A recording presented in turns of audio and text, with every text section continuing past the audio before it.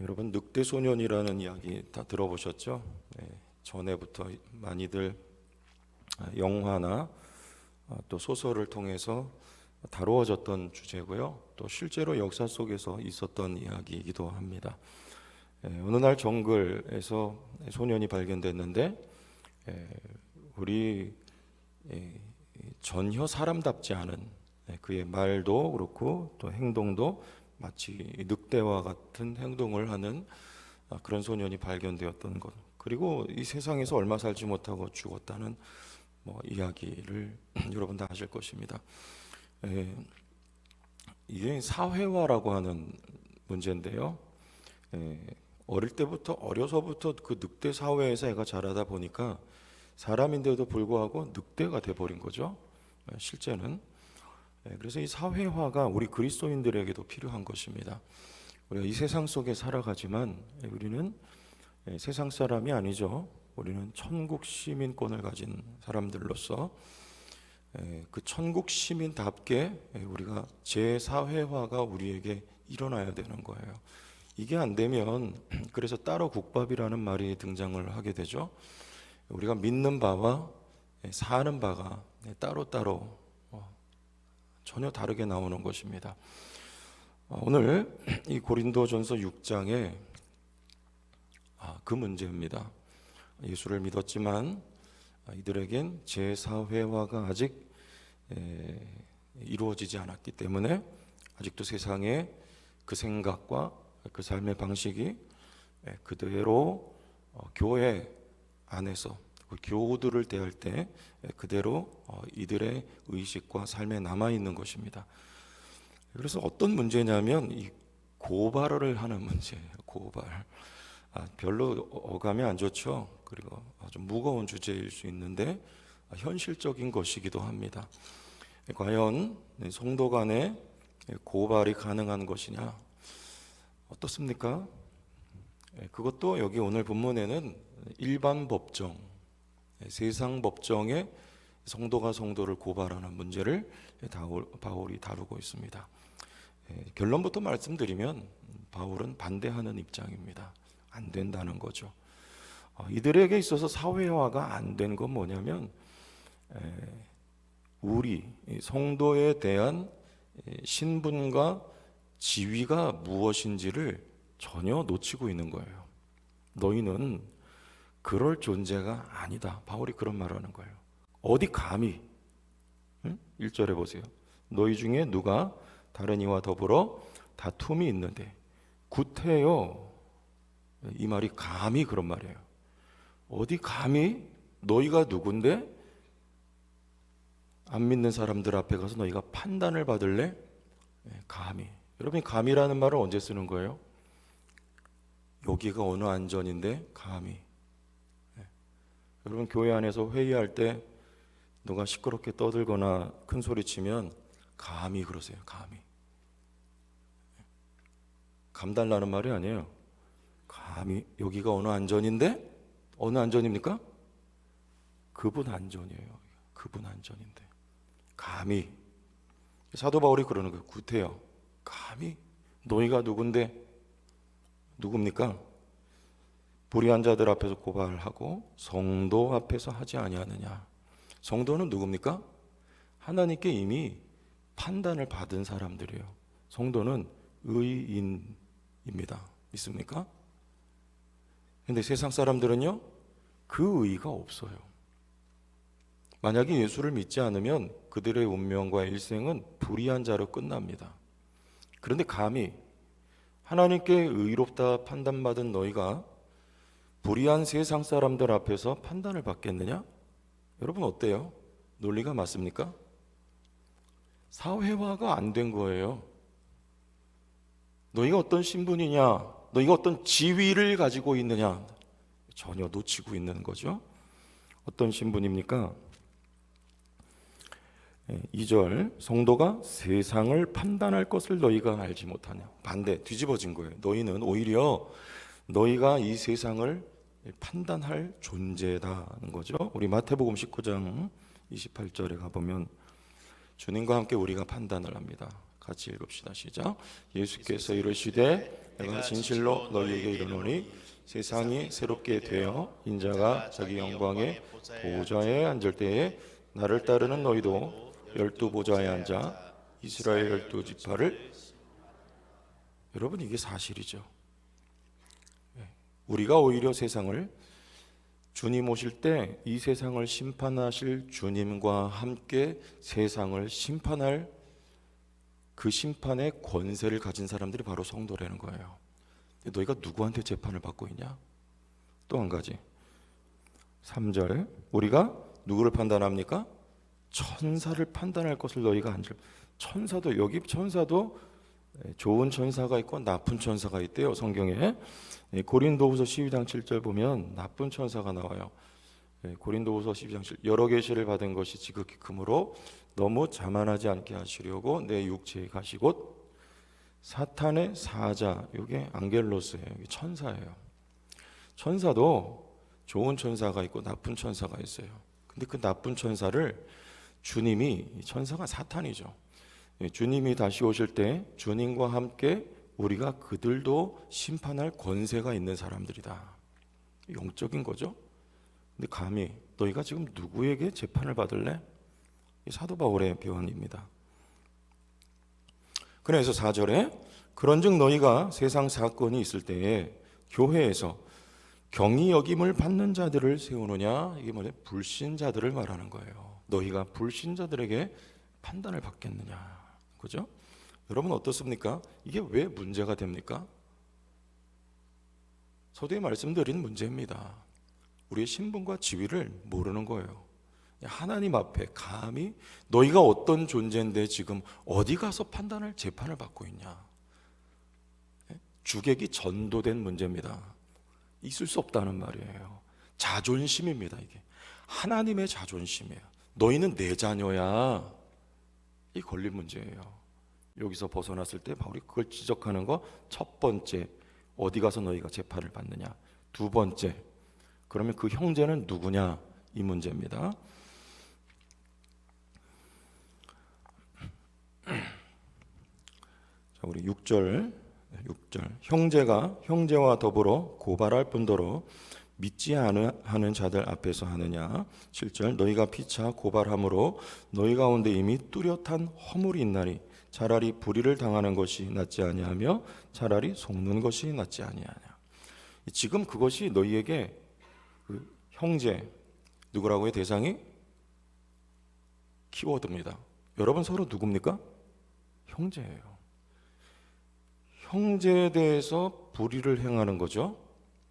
그는 하나님께 이미 의롭다함을 인정받은 형제입니다. 그런데 그 형제를 세상에 끌어다가 고발을 한다. 이게 불의예요. 그 자체가 불의예요. 여기 뚜렷한 허물이에요. 그게 차라리 그러려거든 너희가 손해를 봐라, 이 말을 하는 거죠. 그 불의가 마치 무엇과 같은 불의냐면 9절과 10절에 나오는 이 목록이 쭉 나오죠. 9절과 10절을 보세요. 불의한 자가 하나님의 나라를 유업으로 받지 못할 줄 알지 못하느냐. 미혹을 받지 말라. 음행하는 자나 우상 숭배하는 자나 간음하는 자나 탐색하는 자나 남색하는 자나. 심각해지죠. 10절 같이 읽어요. 시작. 도적이나 탐욕을 부리는 자나 술 취하는 자나 모욕하는 자나 속여 빼앗는 자들은 하나님의 나라를 유업으로 받지 못하리라. 이게 누구예요? 불의한 자들, 세상에 있는 사람들의 삶의 양상입니다. 그런데 이것과 지금 뭐가 똑같은 거예요? 너희가 형제에게 대하는 그 불의가 이거하고 똑같다는 지금 바울이 말하는 거예요. 하나님의 나라를 유업으로 받지 못한다. 이런 두려움이 있는 것입니다. 그러나 그들은 누구냐? 11절 너희 중에 이와 같은 자들이 있더니 주 예수 그리스도의 이름과 우리 하나님의 성령 안에서 씻음과 거룩함과 의롭다 하심을 어떻게 했어요? 받았죠. 누구에게? 하나님께 받은 거예요. 여러분, 우리는 제사회화가 계속 일어나야 됩니다. 여러분 서로 옆에 있는 분들은 어떤 분이에요? 하나님으로부터 씻음과 거룩함과 의롭다 하심을 받은 존귀한 분들입니다. 어떻게 대해야 되겠습니까? 하나님은 나를 어떻게 대하십니까? 하나님은 나를 아직도 불의한 자로 대하십니까? 아니면 씻음과 거룩함과 의롭다함을 받은 자로 대하십니까? 두 번째죠. 그러면 우리는 서로 어떻게 대해야 되겠습니까? 형제를 끌어다가 어떤 손해를 입혔어요? 세상 법정에 고발을 해야 되겠습니까? 아니면 씻음과 거룩함과 의롭다 하심을 받은 자로 우리가 용서하고 사랑해야 되겠습니까? 두 번째죠. 근데 이게 왜 잘 안 될까요? 오늘날 교회 안에도 많은 분쟁이 있어요. 특히 재산에 관계된 거 여지 없습니다. 세상 법정으로 가요. 이 교회 안에 해결이 안 되거든요. 어떻게 해야 됩니까? 여러분 믿는 바와 왜 삶이 다릅니까? 오늘 바울이 이 자리에 있으면 우리에게 뭐라고 말씀하실까요? 이런 믿는 것과 삶이, 믿는 것과 생각이, 믿는 것과 삶의 열매가 같아야 되지 않을까요? 무슨 문제입니까? 우리는 성도예요. 구원받았습니다. 의인입니다. 그러나 아직 안 바뀐 거예요, 이게. 그리고 믿지를 못하는 거예요. 그럼 우리 문제들은 해결이 안 됩니다. 세상 법정에 가면 해결이 될까요? 여지없이 깨져요. 교회는 더 이상 교회가 아닙니다. 참 안타까운 일들이 많아요. 그래서 12절부터 20절 이 단락에 앞에 우리 5장에 나왔던 음행의 문제 어제 다뤘죠? 아버지의 첩과 잠자를 같이 했던 음행의 문제 12절에서 20절에 여기 또 음행의 문제를 다시 다뤄요. 그 중간에 이 법정에 송사하는 문제가 들어가 있어요. 여러분 이게 무슨 말입니까? 이게 앞에도 나왔지만 음행의 문제와 똑같은 죄라는 거예요. 15절 보세요. 무슨 몸입니까? 15절 너희 몸이에요. 너희 몸이 그리스도의 지체인 줄을 알지 못하느냐? 그런데 음행은 어디에 짓는 죄입니까? 자, 18절로 가봅시다. 같이 읽습니다. 시작. 음행을 피하라. 사람이 범하는 죄마다 몸 밖에 있거니와 음행하는 자는 자기 몸의 죄를 범하느니라. 그러면 이 몸은요, 누구의 몸입니까? 그리스도의 지체예요. 그러므로 음행죄는요, 그리스도의 몸에 짓는 죄라는 거예요. 그런데 뭐가 이 죄와 똑같아요? 형제는 지체입니다. 그리스도의 몸이에요. 우리가 형제에게 대해서 불의를 행하는 거는요, 그 몸에 짓는 죄예요. 굉장히 이게 우리가 깊이 생각해야 돼요. 형제에 대해서 나아가라 하는 자는 주님 기뻐하시지 않아요. 형제에 대해서 축복하는 것은요, 주님께 대한 존경과 경배가 되는 것입니다. 여러분 이게 왜 잘 안 될까요? 믿는 바와 삶이 왜 일치가 안 될까요? 안 믿는 거예요. 안 믿는 거예요. 나만 주의 몸이냐? 안 믿는 거예요. 형제도 주님이 사랑하는 지체냐? 여러분 이게 믿어지세요? 봐, 대답 없잖아요. 안 믿는 거예요. 누가 더 낫습니까? 형제에 대해서 어떻게 해야 됩니까? 주님은 사랑하는데 왜 형제는 사랑이 안 돼요?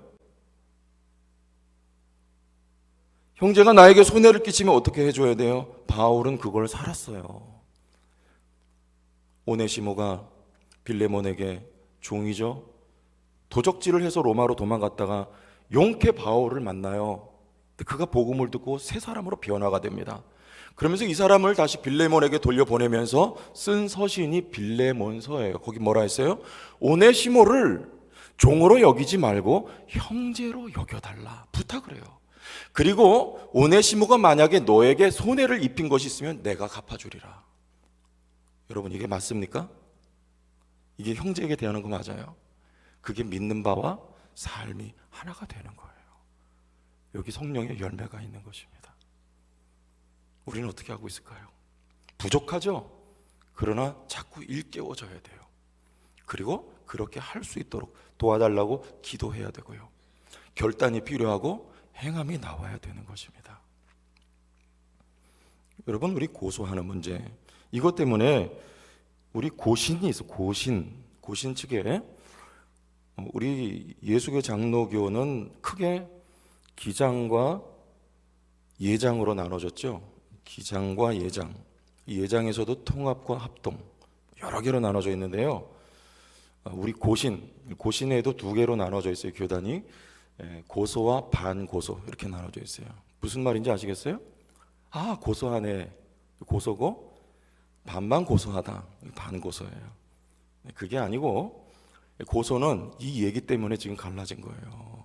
세상 법정에 고발하는 거를 어느 정도 인정한다. 이게 고소고, 그 고신 측에 고려신학교가 있는데 과거에 그 신학교 아마 재산권 때문에 좀 말썽이 있었나 봐요.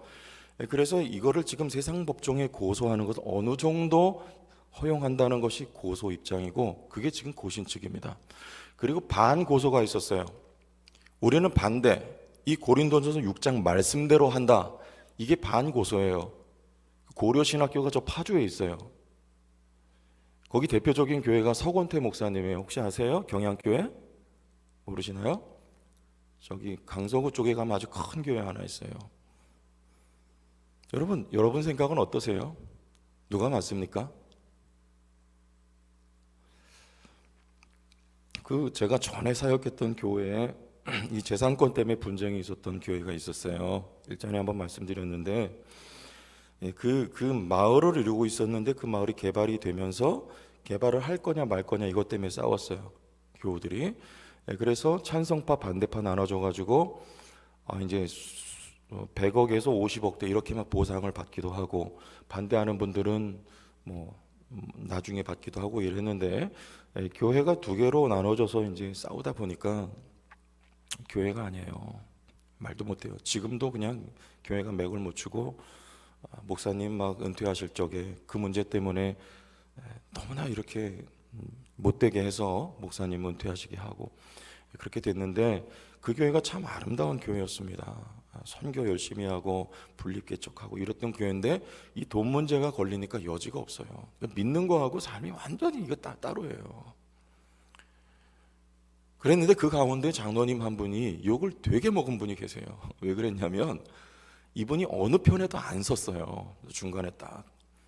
그리고는 결국에는 끝까지 한 편에 치우치지 않고 저 천안에서 크게 공장을 했는데 그거 다 팔아가지고 제주도로 가셨어요. 그래서 거기서 은퇴하신 목사님들 섬기면서 내 남은 여생을 정리하겠다 하고 그냥 거기 가서 사셨는데, 양측에서 마치 박쥐같이 양측에서 그냥 문매를 맞아서 당신은 어느 편이냐, 나는 아무 편도 아니다 하고 그냥 떠나버리셨어요. 그분이 그 교회에서는 욕을 드셨는데 저는 그 입장과 마음이 이해가 돼요. 오늘 이 말씀대로 우리는 형제라는 걸 믿었던 것 같아요. 나는 어느 편에도 서지 않고 이 문제가 끝나지 않으면 난 차라리 교회를 떠나서 하나님 앞에 내가 그렇게 살겠다는 거죠. 여러분, 이 문제에 대해서 예수님 뭐라고 말씀하셨는지 우리 말씀 보고 마칩시다. 마태복음 5장 38절에서 42절을 읽어보세요. 마태복음 5장으로 가봅시다. 38절. 또 눈은 눈으로 이는 이로 갚으라 하였다는 것을 너희가 들었으나. 그죠? 이게 동해복수법이라는 거죠, 구약에. 근데 그렇게 하라는 거 하지 말라는 거예요. 주님은 갚지 말아라. 왜? 누가 갚으니까? 하나님이 갚아요. 나는 너희에게 이르노니 39절 악한 자를 대적하지 말라. 누구든지 내 오른편 뺨을 치거든 왼편도 돌려대며. 믿습니까? 안 믿으시는구나. 왼편도 돌려대며. 할렐루야.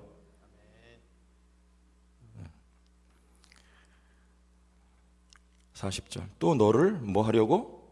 고발하여 속옷을 가지고자 하는 자에게는 겉옷까지도 가지게 하며.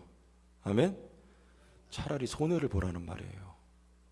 공동체성이 더 귀하다는 말입니다. 그는 나의 형제라는 거예요. 41절 또 누구든지 너로 억지로 오리를 가게 하거든 그 사람과 심리를 동행하고.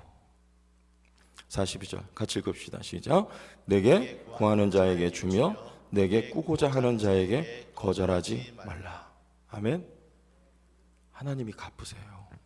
여러분에게 악을 행한 자가 있거든 하나님이 갚으시고, 여러분이 누구에게 꾸어주거나 준 것이 있으면 하나님이 여러분에게 갚아주시고. 여러분 하나님을 믿습니까? 하나님이 살아계십니까? 말씀대로 하십시오. 하나님이 책임지시고요, 하나님이 역사하실 것입니다. 바울은 말해요. 그는 값으로 산 것이 되었다. 누가 샀어요? 여러분 모두 누가 샀어요? 그리스도가 그 피로 샀어요. 여러분 보배롭고 존귀한 하나님의 자녀들이에요.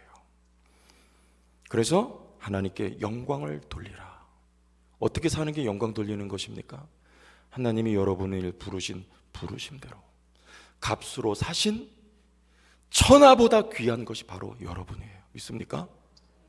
우리 서로, 우리 공동체가 그렇게 여기는 믿음, 여러분 이 믿음 위에 교회가 건강하게 세워져 갑니다. 어떤 문제가 있어도 이 말씀을 믿는 믿음이 그 문제를 해결할 수 있어요. 문제 해결은 복음에 있습니다.